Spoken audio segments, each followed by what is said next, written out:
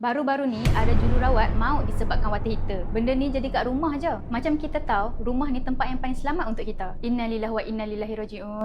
Alah, mandi pun boleh mati ke? Itulah, beli yang murah lagi. Mesti tak servis kan? Tah, yang beli tu ada cop sirim ke tak? Biasalah mulut netizen, hentam macam depa yang ada kat situ. Bayangkan, seharian menjaga nyawa orang lain, tapi nyawa sendiri tak dapat diselamatkan. Kita selalu rasa benda ni takkan jadi kat kita kan? Water heater, benda yang hari-hari kita guna. Hampir setiap rumah pun ada. Tapi, macam mana benda ni boleh jadi? Bila badan kita basah, rintangan kulit akan turun sangat rendah. Air pula pengalir elektrik. Jadi, bila ada arus bocor di water heater, arus elektrik akan cari laluan yang paling mudah, iaitu melalui badan manusia untuk ke tanah. Jantung ni sangat sensitif. Arus yang kecil around 30 mA pun boleh ganggu ritma jantung. Bayangkan, arus water heater 10,000 mA tau. So, dia akan trigger jantung, ritma jantung akan jadi celaru dan menyebabkan kematian yang mengejut. Dalam hidup ni, kita memang tak mampu nak kawal semua benda. Tapi, kita ada pilihan untuk berjaga-jaga. So, apa yang patut kita buat? Pastikan cek semua peralatan elektrik di rumah, pasang alat yang boleh cut arus elektrik seperti ELCB. Jangan lupa search tau. Pastikan wayar berfungsi dengan baik, gunakan water heater yang ada cop sirim dan paling penting, jangan pegang suis waktu tangan basah. Okey, dah cek semua peralatan elektrik, jangan lupa pula jaga diri. Amalkan gaya hidup sihat dan pilih makanan yang terbaik dan berkualiti untuk keluarga kita. Bukan barangan elektrik je yang kena ada cop, makanan pun kena ada cop. Pastikan makanan hampa dari sumber semula jadi, diyakini halal, ada cop autentik dan berkualiti.